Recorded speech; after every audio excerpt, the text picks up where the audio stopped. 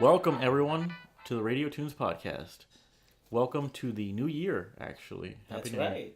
Year. I'm Steve. I'm Ernie. We weren't going to record a podcast this week, but I was actually I haven't spoken to Ernie in like 2 weeks. I haven't actually sat down and spoken to Ernie in like 2 weeks, so why don't we just record one, because Catch up. I'm sure everyone's got these burning questions like what are the Radio Tunes New Year's resolutions? Well, What kind of loot did they get for Christmas? oh yeah, that's a good one, right? Yeah, I don't really have any New Year's resolutions. Mine are always just kind of like to do more of the same, like Sure. draw more, or you know what? I got a good one actually. Here we go. 2019 is gonna be the year of me being a lot more into meeting people, Okay. because I feel like there's a lot of times where people hit me up on Twitter and I'll just ignore them, or Tumblr, even just random messages, or I actually went through the Radio Tunes, the podcast. The podcast has a Gmail, Oh, does it? and there was emails in there that were just like, "Hey, would you guys like to something something?" And I've always just We been, just ignored it. I've just always been like, "Fuck off!" But just not even in terms of trying to make money off it. No. It'd be cool to just let's see what happens. No, It'd just be obviously, cool to have we're these. We're obviously not in this for the money. Well, it's just because we both have jobs and shit. But what cool opportunities might arise from just Sure. seeing what kind of people want to collab or something. I don't know. Okay. What about you, Ernie? Any New Year's resolutions? The New Year's resolution is not just to draw more. It's more like to practice more because, Okay. I don't know if anybody knows, but the Radio Tunes on SoundCloud. And usually when I post to Facebook and Twitter, I do the custom, drawing. Oh yeah, the Ernie. week. Ernie draws all the Radio Tune stuff. Yeah. Well, for the most part, some of we share the drawings on sometimes. But that became my only drawing for the week at some point. And I got really sad because I looked back at my Tumblr because of the recent news over there, and I saw that my stuff ended in June or July or something. Mm-hmm. And I was really sad. I was like, man, I was doing so well. My drawings were improving, and as much as I get practice out of drawing the Radio Tunes cartoons, I feel like I've been a little lackluster. So my resolution is to just wake up a little earlier after I walk Lenny and everything, and then just do my practice warm-ups that I used to do for class. Yeah, that's actually a good one, because I've kind of fallen into the bad habit where I feel like I look for let's say I'm drawing some kind of model or something. Mm-hmm. I'll look for the pose, and I'll push the pose to where I want it, and then that'll be it. I'll do my line work all in the same day. Right. Whereas when we were in character design workshops and stuff like that, Yeah. they would make us draw 1 minute poses. Right. And we would do at least 50 or 60 poses a day. And then from those you would choose one, or something that you like from it, and then just go off of one of them. And now it's kind of just I'll pick a photo reference, and I'll just be this girl's hot. I'll just I'll just draw this. I'll just draw this girl. Yeah, whereas it's not really the most practice you get out of it, So No. and it's I think actually that's something that a lot of Twitter artists or online artists have, is they're usually just this one angle, or they're Right. usually just this one, and I'm totally guilty of that. So I even have these pinup model books and stuff, and it's just I don't go through the trouble of actually the only book I really use is the animation guide, because that's I need that, but I don't know. So that's a good one. The thing about why I want to do it too is, most people are doing I want to lose weight is their resolution. Yeah. But they don't have an actual plan. Right. They're just I'm going to just start running. And it's and that's great. Right. But there's goals and there's landmarks that you're supposed to kind of set for yourself. Yeah. That's kind of what I want to do. So right now I'm starting with little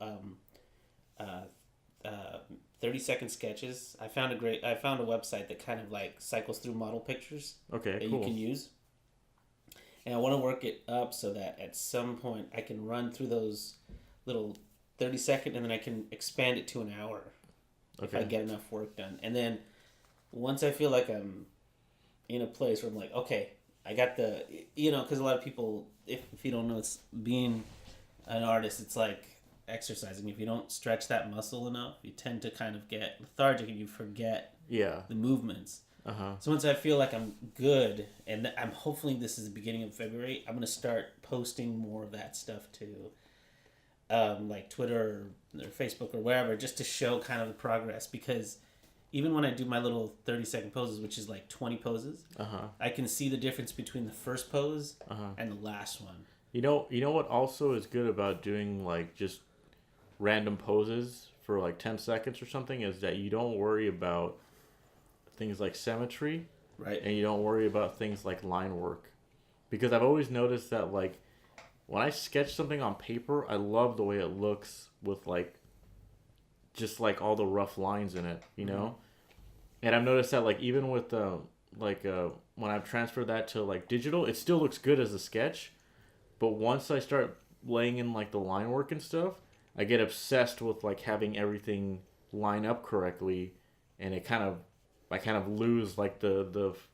free form, or like the nature of like the rough drawings, which is a lot more like there's like action in it, and like like I don't know how to describe it, but there's like a lot more energy and bounciness to like rough drawings than there is to like just line work that's like finite. You know what I'm saying? Like, so I should work on that too. Like, yeah, I mean, everyone can always improve, and like it's definitely a good thing that you're picking all these like art ones to go off of, because I could definitely use more practice in that department. I should draw more on paper, honestly, because my Cintiq is not the best. My tablet, I get at least like 5 or 6 good strokes out of it, and then the 7th or 6th or 7th one will be like all glitchy. Okay. So working with my tablet is definitely like it frustrates me a little more. So I should just start drawing on paper more and seeing like what comes of that. I've recently thought about maybe purchasing like an iPad or some sort of tablet to draw with. A lot of people like those, yeah, because I've heard good stuff about the Apple Pencil. Is that what it's called? Yeah. With like just an iPad Pro or whatever. Yeah. And I think it's Procreate or something, some program. I've seen a couple artists use it. Something's missing. Well, like they're great. Yeah. And these are like artists that I really respect and hold in high regard, and I feel like they're fantastic pieces, but something's missing. Some energy is missing from them. Okay, maybe they're just not used to working with it. Because I know like I know there's been some artists where like they've posted it on Twitter and they'd be like, I drew this on iPad, and I'm like, holy shit. Like I was like, that looks like you just drew it on your Cintiq, like on your computer. Yeah. And then this guy's just like, yeah, I drew this from my couch. I was like, wow, like, and that's like, whatever. Like if you got the money for that, sure, but it's not, it's not fucking necessary.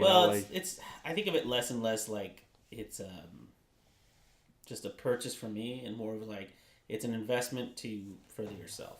Like I used to spend like $400 to $500 on a book for a class that I never used again. Okay, sure, I guess. I think I've only bought the animation survival guide, and that was only like $20. We found it. We found it at a used bookstore, and Ernie was like, "You need this book." Yeah, because I used to use it for college. Yeah, it's a great book too. If you guys don't have it and you want to animate, it has like a shitload of walk cycles, any walk cycle you'd ever want. It's a nice starting point for sure. Yeah, but anyway, that's those are my resolutions. Those are some good resolutions, and losing weight's definitely a good one. I know that's a classic one. Everyone wants to lose weight. I get that. And I would say this real quick. If you're hold on before you make whatever joke because you're laughing over there. If you're gonna try and lose weight this year, all I have to say is, don't quit after like the first attempt, because I know losing weight is a very frustrating thing to do. Like I didn't even lose a ton of weight, but it took me a long time to get to a point where I was like okay, I'm comfortable cutting this out of my diet for good, Right. you know, or I'll cut back this much, or like when I go to Taco Bell, I won't get 3 cheesy gordita crunches, you know, I'll get like I'll get 1 cheesy gordita crunch and like a taco or something. Like you just need to find something that you're comfortable with, you know, and like cutting soda out of my diet completely helped a lot too. Like it just drinking water and like that also helped like. I used to have like really bad like acne on my face. Yeah. And my face actually cleared up because I stopped drinking soda. Like I would just drink water and stuff. That has to do with the high fructose corn syrup. Oh really? It's I didn't really, know that. Yeah, it's really bad for your skin. Oh wow. Well, there you go, kids. Don't drink water. But yeah, what were you saying? Were you gonna make a joke or something? Is that No, I just love this time of year because before, like right when Christmas started, I watch Hulu like all the time now. I think that's the most thing I watch. Hulu?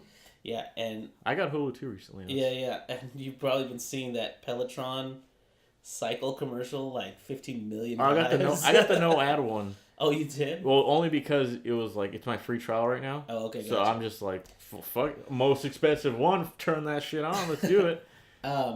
It's this exercise bike that comes with like a iPad essentially on the front, and it hooks you up with all these classes. They're live classes. Oh wow, that's insane. So it's like you always have a new workout, and that's kind of the point that you were trying to make is like don't quit, and it's hard because if you're doing something over and over and over again, and you're not getting a lot of pleasure out of it, yeah, you tend to fall off because there's nothing new to it. Yeah, and it's like don't. Like, if you want to be that guy that's just like, I'm just going to eat raw veggies, fuck this. No. Like, I'm just going to get cut in, like, 2 weeks. It's like, I'm going to tell you right now, like, 90% of people, that does not happen. No. Like, when I even, like, I'm not saying I lost a ton of weight, but I was definitely fatter at one point in my life before I made these adjustments.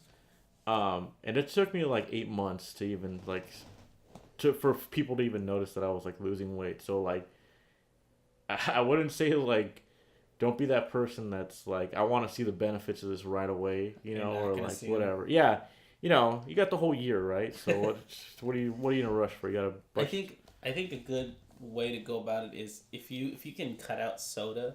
That's a really tough one because caffeine in itself is pretty addictive. While I drink my coffee, that's funny. But like high fructose corn syrup in itself is also really addictive. Yeah. So like the way I cut it out is I started drinking, essentially like soda water, which Perrier is just stuff? It's like Perrier, so it's carbonated water. So you still get like the bubbles. So it kind of tricks your brain into thinking you're still getting it, just no sugar. Yeah, definitely. You know, like if you can get off of soda, that helps for like 3 things. Number 1, your skin. Number 2, you're not getting a ton of sugar. Right. And it means like you're not gonna crash from a sugar rush or anything. And thirdly, it's gonna save your teeth. Because soda's like the worst for your teeth. Yeah, you know what? I went to the dentist like last year, and I was like, man, I haven't been to the dentist in like 10 years, and that guy was like, you have 1 cavity. Yeah. It's like the best, man. Like as long as you're like, it's essentially like taking. I know they always told you this at the dentist, but it's like bathing your teeth in sugar, and it like sticks to your teeth. That's not good. So it's good, all the benefits, but it's like, man, losing weight is a bitch. Yeah, it definitely is. But we had some. I think I can say that we had a good holiday. It was an odd holiday for me in particular, but like good overall. Oh yeah, you were at your in-laws on Christmas Day. Yeah, so, yeah. It was just odd to break that cycle, but what did you get? I got a lot of clothes, you know, whatever. And just like some random like toy things. Like my sister got me like a jelly bean dispenser because I like Jelly Bellies, so she got me like a Jelly Belly dispenser thing. Those are so addictive. Yeah, which is like, well, there go my teeth, you know. And then and then my other sister, she actually got me this cool little Wreck-It Ralph, like it's like a Fix-It Felix arcade. But it's like a miniature one, and you can actually turn it on and play it. Oh, neat. Yeah, so it's pretty. I didn't even know they fucking created this thing. So I was like, oh, this is awesome. Like, to go with all my other childish toys that I have in my room. I put my Overwatch toys next to it or something. And then one of my friends got me a monitor, like a good monitor, and I was and I was like, why did I never buy a fucking monitor? Because like I've been using like this energy saving Sonic View. No, it's Or sorry, VSonic. and I don't know what brand it is, but it's like not a good one, and it's Right. like this new one that he got me, like it has like no glare first of all, so like the picture is clear as fuck, and it's like 75 hertz, so it's like I'm just like, dude, this makes Overwatch look amazing. Like everything is so fucking crisp and clear. But now I have two monitors now, so like I have sweet. so I finally have like a dual setup, you know, like which is nice. I just honestly I was so amazed at how helpful it is to have two monitors side by side. I was like, I'm so dumb. Like why didn't I just save up and do this earlier? Like and he's the guy that's always telling me too, like, you know, like he's always on slick deals, like, dude, check this out. It's easy to upgrade your fucking setup. Just, you know. But what about you, Ernie? Get anything cool? I got a lot of cool stuff. The wife got me a Apple 4K, Apple TV 4K, which was like, it was one of those things where I really wanted it, but I couldn't justify the purchase in my hand because I have so many things that do similar things. Yeah. But the Apple TV, because I have a Mac, because I have an iPhone, because of all these things, it fits really nicely into that like environment. It's like an Amazon Echo for Apple products. Or no? No, it's more like a Chrome. Okay. Because how is it like the Chrome browser? The Chromecast thing. Okay. Sorry, not just Chrome. It's more like Chromecast because it's, but it's just way better because here's the thing, right? Like I have Hulu, I have Netflix, and I have Amazon Prime. Correct. Not to mention I have an account on Movies Anywhere. Okay. Right. That thing nobody uses. Right, but like I'm actually using it now. So like if I push a button on the Apple TV and I search for, let's say I search for Brooklyn Nine-Nine. Okay. Okay, it comes up and it says, "How would you like to play it?" And it says like you have a Hulu subscription. Now, please. No, it tells you like if you have a couple of like different options to play it, it'll be like you have a Hulu subscription you can play for free on Hulu. That's your top one. And then it says like seasons 1 through 1 are on iTunes, and then you could play it on Amazon Prime if you purchase it here. Okay. Blah, blah, blah. So it consolidates everything, and then you click that, and it opens the browser and plays right away. That's cool. Okay. So like no matter what I want to watch, I can always find a way to watch it through the Apple TV. Not to mention, I used to rent a lot through Xbox. But now, like, the Apple TV has everything. Like, everything right away. It has, like, a rental service? It has a huge rental service. That's cool. Like, you can rent it, or you could buy seasons in entirety. I think people, I think at first a lot of people were reluctant when, like, options like that came about. Like, I remember, I was really reluctant when PS3 had it. Like, I believe PS3 had it. Maybe it was PS4. But I was like, why would I pay to rent a movie? Like, so stupid. And then, like, just the convenience, you know, or I should say the inconvenience of being able to see something that's like not on Netflix. It's like, dude, it's crazy good, man. And then it consolidates also the every Blu-ray you have probably has a like digital copy with it that you don't even remember you had. Yeah. Now those are all on the iMac or on the Apple TV. On your Movies Anywhere thing. Yeah, that's so I can watch them through there. Very nice. And also it consolidates with my app too. That it preloaded every time you load anything on your Apple TV. It does the companion app on your phone. Okay. So it sets that up across the board. So now I have on iTunes? No, I just all of a sudden I woke up the next morning and I had the app on my phone, and I could watch all those movies. Right. Like doesn't iTunes you can download apps to iTunes or something, and that's where like your hub of like phone crap is. You can do that, yeah. Yeah. But like now it's whatever I download there on the Apple TV. It consolidates to all your different devices. Cool. So if I had an iPad, it would have it too. So that's definitely if you had an Apple car, it would be in the car. Apple car. Dude, you know that's the next step. Everyone, that's like a rumor, isn't it? That like they've been wanting to make a car for like a long time or something. I don't know, but like that doesn't surprise me because like they have tons of games on there now too, and they're like full-fledged games. Like, I was like talking about like killing like.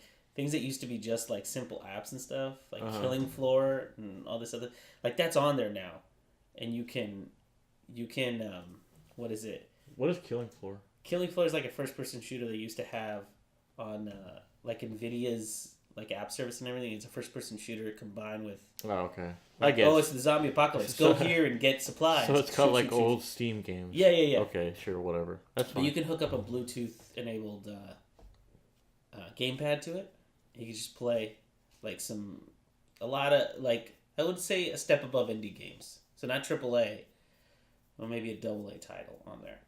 Okay. So I'm like, why? Like they're going after like a very mobile kid generation kind of thing. PS2 games for the first time on a wireless controller.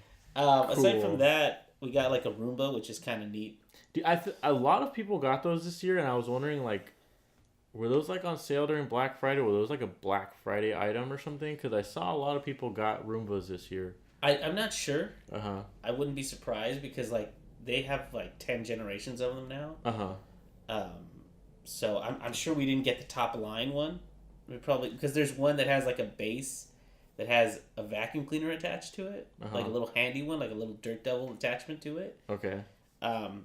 Which I was like, oh my gosh, that thing's got to cost like $1 million or something. What I don't understand like how much better these models could be. Like if they fight each other, is yours gonna lose in like is yours gonna lose in a battle or something? No, I just think that the capabilities of it are more like some are bigger, obviously, so it cleans a lot more. Some of them have more like suction power. I was worried about that. Okay, life. So yeah, like I was worried about like, is it gonna catch wires and shit like when you just leave them on the floor or like it? I'll say this: it went behind our Christmas tree where all the wires for the lights were. It got caught for a minute, and then eventually it made its way back out.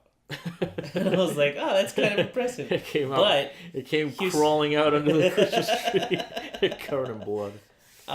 When it got to our room, there was a shirt left on the floor. Okay. And it got caught on that. So like cloths, like not carpet, but like thinner cloths. Yeah, like loose cloth. It'll get caught on that. But it's been cool because like... Does it like scream for help when it's caught? It does. First of all, it sends a message to your phone that says, the Roomba's left tire is caught on something. Or it says like, the Roomba is unable to move. And then it'll make a little noise. It'll go boom, boom, boom, boom. And you can actually tap a little button on like if you're like, where is the Roomba? Like if you can't hear it because it's a vacuum, it's making a lot of noise. But if it's another room, you can push it and it'll stop where it is and go boom, boom, so you can hear it. What was great is I was at work today and the Roomba was going throughout the house. And I got a little message. It was like, it got caught on something. I was like, oh well. Oh my god, that's. But eventually, it finds its way back to the home base. Once it finishes cleaning, it goes back to its little home base, and it attaches itself. It's kind of neat. I gotta say, it's pretty weird to see it like just walking around, just being just being like solo, just flying around, just being itself. It's so weird. Like it's neat to have a little robot in your house. It's like a sentient being just living It's like if your dog's afraid of it, I know that. Oh, and the last thing we got is I got the wife Google Hub. Google Home? Hub? Google Hub Home or whatever. It's essentially the Google screen version of whatever their assistant is. Okay, cool, yeah. It's pretty neat. I like it a lot. Do you have devices that work with it and stuff? Yeah, the Roomba works with it. Oh, that's awesome. Nice. The Nest Cam works with it. Okay. The Nest thermostat works with it. Wow, okay. And, there's one more thing that works with it. I can't remember off the top of my head, but there is one more thing that Does the Apple TV work with it? No. They're in different... Well, here's the thing, like, if I want to use Alexa, I have to either have Chromecast. I'm sorry, if I wanted to control the TV, I have to have, like, one of those, the Chromecast thing. That's the only thing that turns it on. I see what you're saying. So, like, Alexa works with Fire Stick. Google Home works with the Chromecast. Gotcha, okay. So Apple TV probably works with fucking Apple Home. It's a HomePod, I think HomePod, that's what they call it. Yeah. Okay. But like there is a way to hook everything up. Like the next thing we're probably gonna do is lights. And then we're gonna get some more cameras for inside the house so we could be like, because right now I could tell it, hey Google, show me the patio. And as long as I name the camera the patio, it'll come up on that little screen and show it to me. Oh, that's cool. And then it has like time. The timer is a great feature because I'm always using that now. It's like, hey, we got 10 minutes before we go to bed. Let's do the thing. I just like being able to go like, hey Google, turn up the heat, and it goes, And Oh, that's cool. It cranks it up like 2 or 3 things, or I could be like, what's the current temperature in the house? Mm-hmm. And then it'll tell me, and I'll be like, go to eco mode. A lot. You know what I've enjoyed most out of like the Amazon Echo, funnily enough, is just the fact that I can just say like, play this radio station. Like, like I just constantly have like, I'm like, hey, play KJazz 88.1, and it just plays. Just have That's great, isn't it? Just have like music on, and it'll just like stop when I wanted to stop, or like it's just nice. It's not necessary by any means, but it's just nice to have a little radio. You could tell your Alexa. I think you could do that on Google. I haven't tried it on the Google one, but I know I do that on my phone all the time. What? I just tell I say Siri, play iHeartRadio. Oh yeah. And she opens it up and starts playing it. Yeah, and like, yeah, it's cool. It's definitely cool. Very neat toys. Just these are my toys now. Just little gadgets and stuff like that. Yeah. It's like when the Apple Watch first came out, people were like, not really necessary, but it's cool. Like, it's gotten way better. That Apple Watch, yeah, that's cool. I mean, and again, it's like, don't really need that, but if it's on sale for like $10, sure, I'll drop them a few bucks. But yeah, I watched a lot of movies because I got a lot of days off of work, and I get like doubly lazy when I don't have to work. Right. Like, it makes no sense. Like, maybe it's because I sleep more or something. I don't know. But during the holidays, I watched that Christmas Chronicle movie. That was such a weird movie. That was on It was on Netflix. And it's like what's his name? Kurt Russell. Is that his name? Yeah, Kurt Russell. It's Kurt Russell playing Santa Claus, and he's got these CG elves that work with them, and that was weird. It's a story about this family that's kind of broken, and they're trying to get the Christmas spirit back. Go figure, right? Yeah, because you know what, Steve?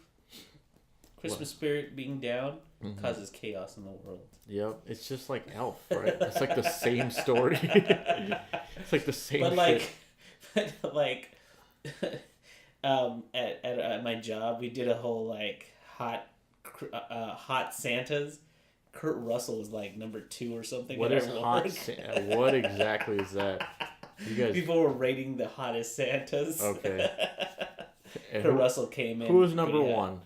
I think it might have been Kurt Russell now. Oh, okay. Wow, okay. But well, he has the coolest suit. His looks like it was made like in the MCU. It has didn't it? It has like cool gloves and like. They even styled his hair so it didn't look like just like it's feathered. You know, like it has like a scoop to it. You know what I noticed about the hair or like the furry parts of his coat? Yeah. They were like a different animal. Mm-hmm. They look like almost like I don't know what fucking animals are furry, like a ferret or something, like some kind of like a fox, because like it was spindly. It wasn't like it wasn't just like white. It wasn't just your regular mall Santa combed through. Yeah, like fur.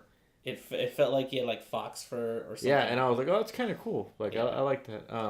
Did you like the jail scene? It was okay. Yeah, it was a little. It was really silly. There was some really crazy parts. I understand it's a children's movie. I'm not trying to give it the old like fucking Rotten Tomatoes critique or anything like that. But it's there was these little. I think the point of the movie where I was kind of like, oh, okay, this is fucking wacky. Was like, yeah, the jail scene was one of them. But then when these elves showed up, these like CG elves. Yeah, that was weird. That was really weird. Except they were kind of cute. I liked a lot of their designs. Like some of them looked pretty cool, and then, but then they started like flossing. They did like the floss dance, and I was they had to do that. I was like, man, like we know that exists. Does it have to be in everything now? Like it's like remember the Macarena from the 90s? Yeah, it's like that. All right, sure. Like everybody has to do it now because to make fun of it, but it's got to be in everything. I want to go to a strip club and the stripper's gonna start flossing on me. You know, that's not what you want. You get punched in the face or something. But yeah, it was okay. It was. I would say it's worth watching. Honestly, it's worth a watch just because when you're in the mood for a Christmas movie, that's a really good one. It's like Christmas movies innately have this silliness to them, obviously. I mean, Kurt Russell's playing a pretty, I wouldn't say serious, but a more like matter-of-fact type of Santa. You know, because he knows everybody's background and everything, which is kind of like, it's fun. Yeah. But the whole like Christmas spirit meter and his elves and then his his like It has- expanded universe bag. It had some very fucking like what am I like tired concepts like. They tried to revamp some of them. It was like oh I'm not actually that fat. I'm like I've heard that one before or like nobody believes this is Santa Claus. It's like yeah they're not going and then to. the good trope or like the most used trope has been like, hey, I know all about you. It's like would you do hacking to me through the internet, through my Facebook? Exactly. And I'm like, oh god. Yeah. The part that I found really nice was that like they went through the trouble of having him almost expand the lore of Santa Claus because they were like, this one year I missed Christmas. I don't want to know what happened. I don't even remember that part. It was the part where he said like he missed one Christmas, and because Christmas spirit goes down, like the I guess the not to get too far into this, but like the logic of the movie is that if Christmas spirit is down, people get more violent. Oh right, okay. You remember? Yeah. And so he was like, because Santa Claus missed a Christmas, the Dark Ages began. I was like, holy shit. He's like, you remember the Dark Ages? Oh shit. That was 2001. Let me ask you. Maybe we've already talked about this, but what's your favorite? Like, just to sit down and watch, not necessarily the best or anything. Favorite Christmas movie? I don't know. Like Jingle All the Way is always my default answer. Right. But I really love Home Alone. I was about to say that. Like Home Alone's fucking great. I could watch that movie forever. You know what's weird though? It's like holiday movies have like the same effect as like holiday music to me, where it's like if I hear them off season or see them off season, it's kind of like fuck off. Yeah. Like, no, I feel the same way. It's like it's not Christmas. I'm not watching Jingle All the Way. Like, what's going on here? Or like that kind of happened this year because the holiday season was starting like when we were like not even close to Thanksgiving. Most places were already like doing the White Christmas and the Bing Crosby and all that stuff. I'm like, hey man, let's have some Thanksgiving first. Thanksgiving exists, so let's just acknowledge that for a second. And even like I got so bitter that I didn't want to start celebrating, quote unquote, decorating or anything until December 1st. I was gonna say you gotta wait till at least after Thanksgiving for that. Yeah. But so I actually, like I said, I saw a bunch of shit. But I went to the Irvine Spectrum with our mother. Oh, right. She wanted to go see a movie. What did you see? We saw, well, first of all, Irvine Spectrum is fucking heaven, dude. I had not been there in so long. I was telling her the last time I came here, me and Ernie saw The Dark Knight at midnight. Like, that shit was like 12 years ago or something. Yeah. But they've expanded it a lot. Yeah, that place is so huge. It has honestly something for everyone. There's places for children to just like play in a playground. Mm-hmm. There's like these weird sprinklers where they like to stand on it and the water shoots up their ass. They love it. And then just like they're a bidet. Yeah, no. Yeah, the adult ones too. They had like a Hello Kitty cafe. Oh yeah, like there's still a Barnes and Noble there and stuff. So it's and the Barnes and Noble's legit too. Yeah, it's great. It's got something for everybody. But we saw Welcome to the Marwin, which is right. That's the Steve Carell one.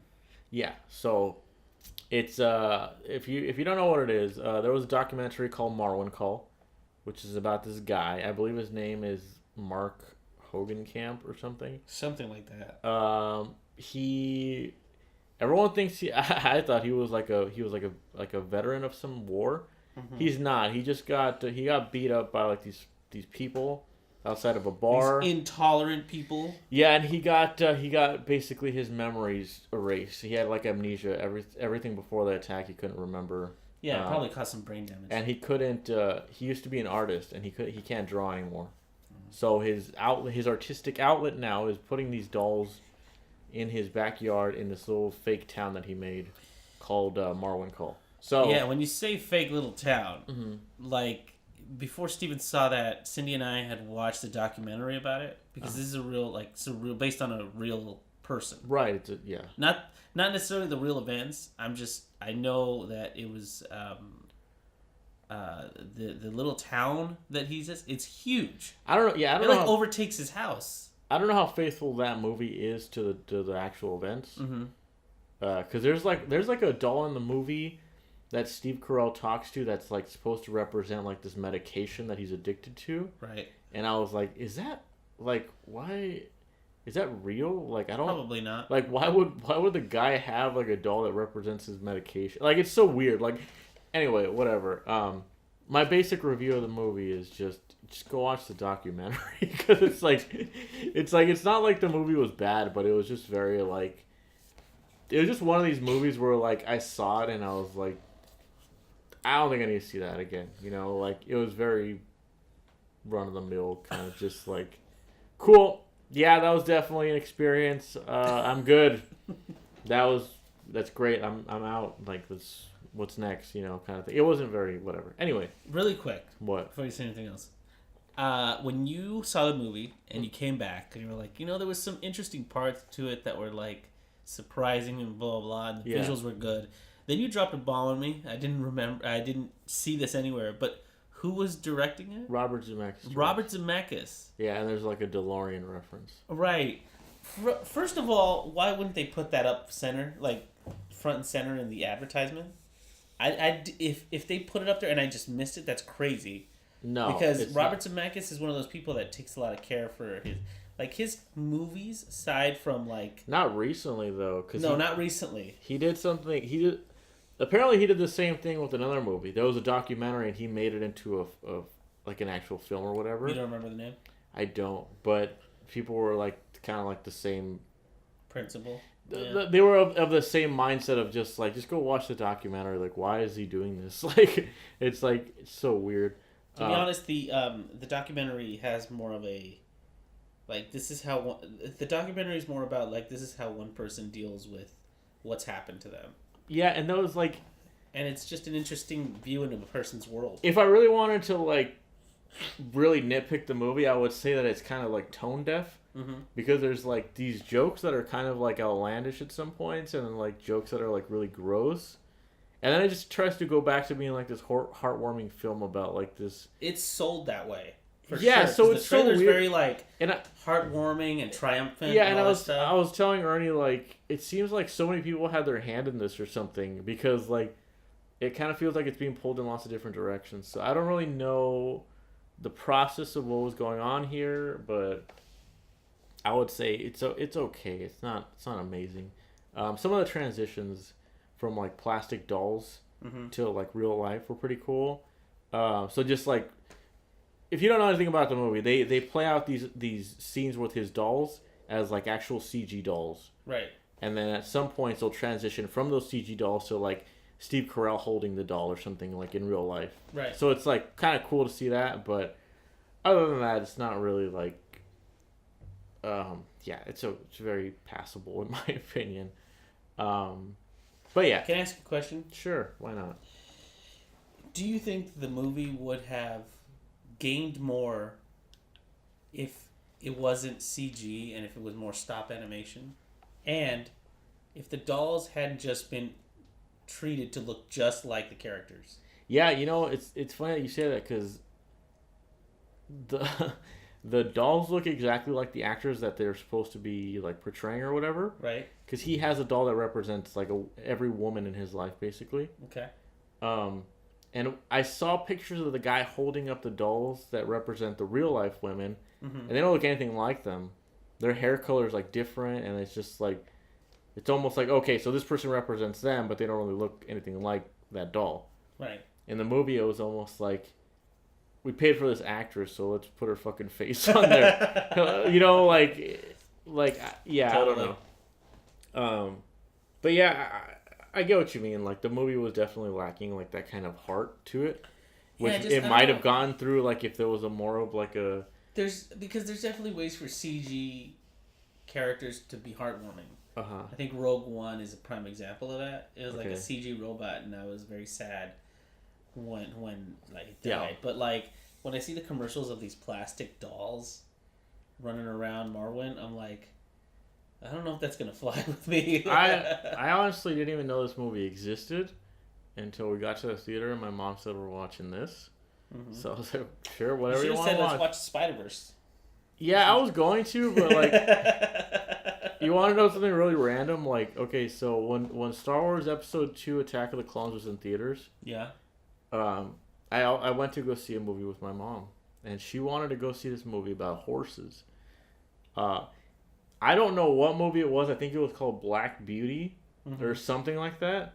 You could go look up whatever fucking films came out during Attack of the Clones. I don't know which one it was, but she really wanted to watch that. And I was a little kid, all right? So I was like, Attack of the Clones came out when I was like fucking 12 or something. right. I wanted to watch Star Wars. And I was like, no, Mom, let's watch Star Wars. Let's watch Star Wars. She fell asleep in the theater because this movie was so fucking boring. Yeah. And ever since that day, I felt so guilty. Like, damn, like, I made her watch like this piece of shit movie. So ever since then, I've been like, you know what, Mom, you just pick the movie. Well, you got this, all right? And like Star Wars. Yeah, Attack of the Clones, dude. Like, historically, probably the worst Star Wars film, right? Like, yeah, it's up there. Like, Phantom Menace still gets points for like, okay, at least Darth Maul, right? Right. Attack of the Clones got nothing. Like Count Dooku, no, thank you. Nobody wants that. She's killed right away in Part 3, right? Yeah. But no, like, I was thinking about it too. Like, maybe she likes Spider-Verse. I think she would have enjoyed Spider-Verse. It's great, you know. It's like it's a cartoon and all this stuff. Did but she enjoy Marwin? She did. She really liked it because she likes Steve Carell. So I was like, you know what, whatever. Just fucking like tell her to watch. Yeah, that one where he has pancakes as a pillow too. Dan in Real Life. There it is. Yeah, it's like that movie was awful. I don't. I'm sorry. You know, I don't. It was awful. Little Miss Sunshine. There's another one where she could watch. I didn't like that movie either. I heard a lot of people like that one actually. It's like the perfect representation of what an indie film is. Okay. You know what I mean? Like, it's now I'm looking back at it, I was like, it's a little more formulaic than when I first saw it. Like, when I first saw it, I enjoyed it, but I wasn't like, oh man, I gotta get this movie on DVD. At the time, like, I gotta get this on DVD or something. Okay. You know? Fair enough. I remember it was one of the first movies that I heard being called like a dark comedy. And it's definitely a dark comedy. And I was like, okay, what the fuck? Like, what does that mean? Like, I'm not gonna do a whole review on it right now. But please don't. And then. But it was one of those movies that there's a stupid episode of American Dad. Where Steve, his friend Snot. Okay. His father dies. Okay. And he's never met him before. Okay. So then the boys take this cross country tour to this road trip to go see him, and the whole thing is like formulaically an indie movie. Okay. I was like, that's almost what Little Miss Sunshine is. So like a road trip movie then. Yeah, well, that's what Little Miss Sunshine is. It's a road trip movie. Okay, I get it. Yeah. But it's just like, and then like the whole thing starts with Steve Carell like with bandages around his arm because he tried to kill himself. Oh, so that's how you start. That's why people are okay. That definitely, I understand that. I think like I would recommend it if you've never seen it, but if you like, yeah, maybe I'll check it out. But just be aware it might get boring. I just get really mad when Steve Carell doesn't do comedy. You know, like because you just get mad. It's just because like I understand like you know like we can't all be Bryan Cranston. You know, like when I say that I mean like Bryan Cranston went from like Malcolm to being fucking Walter White. Like not everyone can do that, right? Right. But Steve Carell's like, you're a funny dude. Like, just be funny. That's all anybody is asking of you. Like, why? Like, I don't know. It's funny. That takes me back to the time we were talking about comedians in cars. And Zach Galifianakis talks to Jerry and be like, what if I want to be serious? He's like, I walk on stage and they say hello and people laugh. He's like, that's my dream. I want that. But it's true. He's cursed with this like silliness about him. You know, maybe that's what you're getting from Steve Carell. I think it's just like you just play to your strengths, dude. It's like you know, like you don't.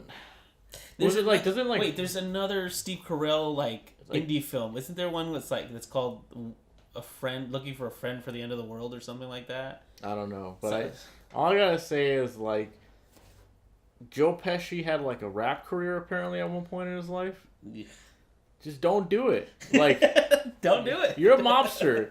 He's like, Goodfellas, Casino were fucking great movies. Like, what are you doing? My cousin Vinny. Yeah, like, it kind of works with them. You know, like Home Alone. Totally. You know, these can work. Like, you don't gotta get all nuts and go on fucking rap careers, dude. Like, and I like Steve Carell is like, that movie's just so like, I don't know, man. Like, what are you looking for your I Am Sam moment? Like, you're trying to win an Oscar here? Like, okay, like, sure, I get it, but it's not like, everybody can be Shaquille O'Neal. Be funny. Like, just go back to being like, Jesus. I remember, okay, not to harp too much on Steve Carell, but like, I remember watching The Office, like, after he had left, and thinking like, you know, it's not so bad. Like, everyone's saying the show sucks now. It's not so bad, right? And then I randomly saw like a early episode like on TBS, right? And I was like, fuck, this show's like a million times better with Steve Carell. Like they do not know what they did. Like, after he was gone, they were just like, well, we're fucked, because that show went like all kinds of different directions. There was like, so and so was the boss, and like, here's fucking James Spader for an arc, and then like Will Ferrell, which Will Ferrell was fucking hilarious on that show, but they don't got that kind of budget. So and they had Kathy Bates in there for a minute. Yeah, it's like, what the fuck? Like, I don't understand. Like, Jesus Christ. Steve Carell shows up for the last episode, though, as I understand it. I never watched the end of it. One line, and they probably paid him like $1 billion for that one line, dude. He said, "I've seen the GIF of when he shows up. Is that really the last?" That's it. That's it. All he's like. I think he says one more thing. He says something like, he's like, it's kind of like watching your children grow up, and he's or something like that. Like, but your children grow up and got married or something, and that's what he's describing as seeing them or something. I forget. It's not even funny. It's like, Jesus, like, they paid him. Where were you the last fucking 8 seasons? Like, Jesus. Anyway, welcome to the Marwin. There you go. Welcome, Marwin. But I told you I got Hulu. Right? Yeah, I did mention that. Steve's been watching The Good Place. I was watching The Good Place. It's on Netflix actually, but it's only 2 seasons are on Netflix. All those seasons are on Hulu. They're not actually. You lie, because okay. They were. The Good Place is a great show. I'm really liking it so far. To watch it, I had to watch the first 2 seasons on Netflix, right? Mm-hmm. Then I had to go to NBC and sign up for their website, so I get 3 credits, whatever the fuck credits are, so I could watch like 4 episodes. I actually had to sign up with 2 different emails so I could get enough credits to watch these. And then, like, as of right now, like, season 3, episode 5 and up are on there. Mm-hmm. But for some reason on Hulu, it's saying they expire. So I don't know what's going on with that. I don't know what Hulu does. It expires things every so often. I was under the impression that everything on Hulu was permanent and that they had everything. AF, for example, America's Funniest Home Videos. Uh-huh. There's been 2 seasons now with Alfonso Ribeira. Uh-huh. Right now, you can only watch like season 29, and there's only like 4 episodes. And they expire. Shit. That's weird. Okay. Well, anyway, if you want to get into that show, first 2 seasons are on Netflix, and it's pretty good. It's okay. So it's created by Michael Schur, which I don't know who the fuck this guy is, but according to Hulu's description of it, he is the executive producer of Parks and Recreation and Brooklyn Nine-Nine. So, which I love that show. Yeah, so if you like those 2 shows, strap in for those kinds of comedies to be sprinkled about this show. But it's a little bit, I would say it's a little bit different than like Parks and Rec or like The Office, because it's got a lot more continuity. Mm-hmm. It's got like some real stakes going. Yes, it does. So the premise is basically this woman, Eleanor, dies, goes to the good place. Heaven, quote unquote, right? No, they just call it The Good Place. Yeah, they just call it The Good Place because heaven's...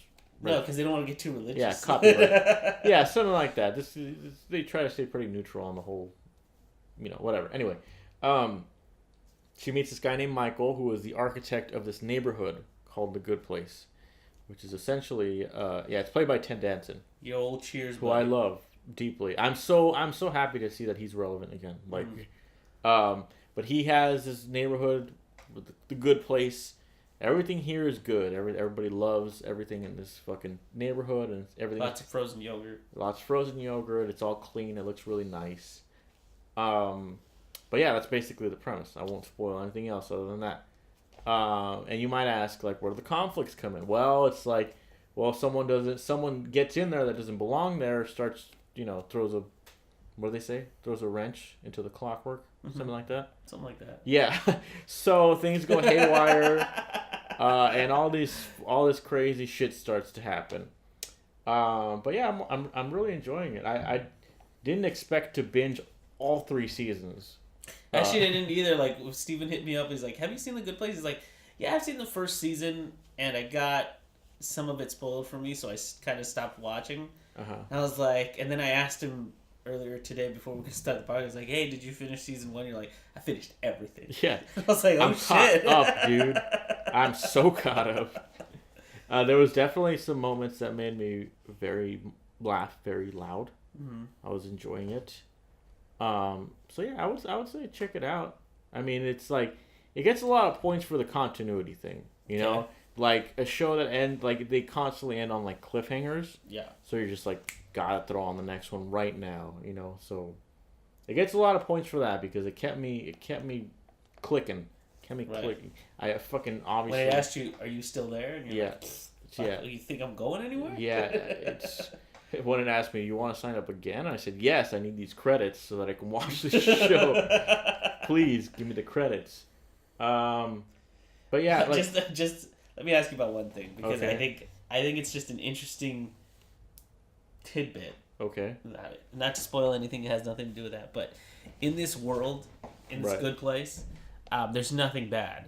Correct. So when they tried to say the word buck, yeah, it changes it to fork. Right. They can't curse. They can't curse at all. There's a lot of like weird things like that. Like they can't feel pain either. Right. There's like some. It's really weird. But yeah. What did you think of that part? Like that logic of the. Those were the Good kind place. of jokes that I was like, these are very NBC-ish. Right. You know what I'm saying? Like, yeah. Like she says, holy fork, or she'll be like, get the fork out of here. Yeah, or she'll be like, why can't I say fork? And he's like, if you're trying to curse, you can't. Like, this is a good place, you can't curse. Let's fork. And then they're like, nah. Yeah, or instead of bitch, they say bench. Yeah. And instead of ass, they say ash or something. Yeah, it's just very, like, light humor. It stars Kristen Bell. It's Kristen Bell. Yeah. Which I have learned that I love. After you really do? I do. I love her so much. Check out Veronica Mars. I mean, that's what made her famous. I think it's her character on this show that really gets to me. Okay. I feel like I identify with her in a lot of ways. Because she just kind of like, she's a good person, but she's kind of just like neutral, you know? Like that's kind of where some of the conflict comes in. But yeah, I don't know. And she's Anna, right? She gets a lot of points for being Anna from Frozen. Gotta have those points. But I don't know. She's just like really cute and like charming, and I don't know what it is about her. She's you know what it is? She's very expressive. She has lots of like facial expressions, and she really sells what she's saying to me. I'm buying it. Whatever she's selling, I'm just like, yes, she's upset right now. What did you think of the other characters? Yeah, so like there's 4 main characters. It's her. I think she's like British or something. She's named Jahani. Yeah. Right? Who's just this beautiful woman. So I'm like, okay, she's the beautiful woman on the show. Cool. Right. Okay. There's a monk guy named, I forgot his name. I forgot his name entirely. Yeah, but he's like an Asian guy. And there's a black guy named Chidi.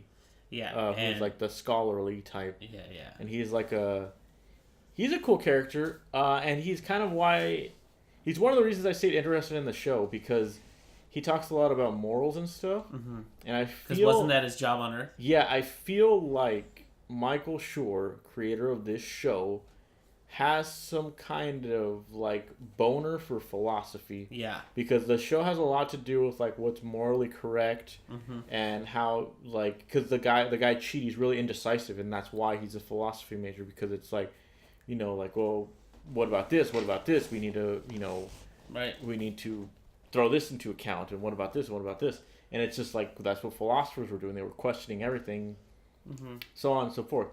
So it's cool in that regard, because they have very different perspectives for you to look at. You know, I just think it's funny because of the characters that are in there, and they're all placed in this good place. He's the only. They all come from such different backgrounds that you would think they'd have to talk about some sort of religion to get in there. Right. You know what I mean? Like, they would have to, but they skirt the problem pretty well because they have the philosopher guy. I think he's an ethics professor, actually. Right. Like, I can't remember what he is, but, like, he tends to make everything and generalize it. Yeah. Like, everything's inherently good, and they use that word as kind of a grab-all of every kind of religious aspect of good. Yeah. Because they never talk about, in the show, the philosopher guy never talks about what's good for this. Yeah. Society is not good for this one. There's actually in the first episode, so Ted Danson, he's asked, like, oh, which religion got it right? And he's just like, oh, it turns out they all got about 5% right. Yeah. So that's kind of their way of just making it all gets consolidated. This blanket statement just like, yeah, but everybody was right. You know, we're not. That's really what drew me in the first place. I was like, because whenever they do these heaven and hell, angel and devil, like anything that has to do with spirituality, I love watching it because I love to see their take. And if it's an interesting take, I'll stick around. That's why. But if it's just the same old garbage that they always like throw out, I'm usually like, I'm good. I get where this is going. That's why I was interested because of like the philosophy angle. Yeah. Because it's like it actually sounds like okay, like whoever wrote this show, they were probably really interested in that aspect of like life, you know, and they weren't trying to throw any kind of shade on like religion or anything. They were just kind of like a student of this. Obviously, you know, it's pretty clear. So that's what they're preaching, basically. How many seasons are there in total? There's 3.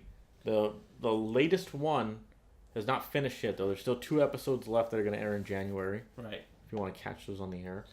Air? Yeah. Because I have cable. I know. What is the Middle Ages? What is it? The Middle Ages. But yeah, if you have watched it, then I mean, I just don't want to spoil anything. Maybe there'll be another podcast where we talk about it more. But it's a good show. I would say you guys try and do your best to catch up on it. It's just one of those shows that like you watch. You know what I'm saying? Like the reason that it said if you like, what are the 2, Parks and Rec, and then and Brooklyn Nine-Nine. The other show that I think you get into is what is it? Superstore. Okay. Because it's more along the lines of Community. You know, because it's got that whole People of Walmart angle to it, but there is a continuity throughout. Oh, okay. I think it's fun. All right. Well, maybe I'll check that one out too. I mean, I got the Hulu now. Better be using the Hulu. I better use that shit. That one's coming back in January as well. Oh, really? Yeah. Okay. So we're the wife and I are all caught up on it for now, but yeah, that's another one. All right. Well, so what are your final thoughts, Ernie? We got to wrap this up. Final thoughts are, if you have a New Year's resolution, the best thing you can do is try to set up short-term, not goals, but milestones. That's a good one. Because it's like, I want to be able to do this by then. And if you don't, like, and set them up small. You can't like freaking dive in and expect this big old thing to happen. I think that's a good piece of advice for any kind of project. Yeah. You make these deadlines reachable. You make them very make them very believable to yourself, because anybody could just say, I want to jump to the moon, you know, right. But it's not easy. But like, what I mean is like, okay, to get up to exercise in the morning before you go to work and all that stuff, that's very difficult, right? You know, I'm going to say this right now. Hold on, before you keep going. If anybody says they're going to wake up and exercise before work, good luck, because no one does that shit. That's the thing, right? What I think one of the short-term goals for that could be like, okay, I'm going to wake up a half hour early, and I'm just going to start looking up some stuff on the internet about exercise. Right. Like, do that for 2 weeks, so you get your body used to just waking up at that time. Yeah. You know what I mean? Definitely. And then you could go into, okay, so maybe I'll just take a walk around the block. Okay. You know, get used to that for another 2. Like, that's the kind of thing you like. I'm not saying ease into things, but what I'm saying is like, do something that you know you could do for like about 2 weeks. Yeah. Because your body can condition itself like in 2 weeks, or at least from what I understand, a lot of people have been telling me, they're like, 2 weeks is a good amount of time to start getting used to something. Okay. You know what I mean? Sure, that makes sense. So just that. I would say watch The Good Place. Check it out. I also Would you check out Marwin? Nah, you can skip that one. Wait for next year and watch The Christmas Chronicle. Next year. Don't watch it this year because Christmas is over. Christmas is dang over. And then I actually watched another movie, but we'll talk about it next time. Whatever. Maybe Ernie can catch up on it. Because there was something I wanted to watch, that Black Mirror thing too. There was like some. It's a choose your own adventure. Yeah. It's not the first one of its kind. No, because I know they have like Minecraft story mode, and they have like a Puss in Boots. Like weird choose your own thing. Yeah. But they're done really janky, so I wonder if this one's any better. I've heard a couple different people give their opinion on it, and they were like, it was great. And some people were like, that was the stupidest thing I've ever seen. Yeah. So I feel like I'm like, you have to kind of buy into the whole Black Mirror, not universe, but you have to be ready for that. Like, it's Black Mirror. Yeah, okay. There's some stupid things that are going to be in Yeah, there. if there's anything that I commend them for, it's like they're out there. They do some wacky shit sometimes. Yeah. But we already played Night Trap, so we got our fill of like these full motion video choose your own. Well, this is kind of what it is, but on a higher scale. Well, they should just throw that on Netflix next, huh? So you can catch us on SoundCloud, Radio Toons Podcast. Right. iTunes, Radio Toons. I think it's just Radio Toons, actually. Just look in the podcast section. Radio Toons Podcast. Just You'll see Google our that. familiar mugs. Yeah. Cartoon mugs on there. And I'm at Soho Shuffle on Twitter. Mm-hmm. And I'm is... at Neo Ernie on Twitter. And yeah, just Twitter. Yeah. So that does it for this week, guys. I hope you have a good new year. Happy holidays, Merry Christmas, whatever, because I know we didn't have Happy one. New Year.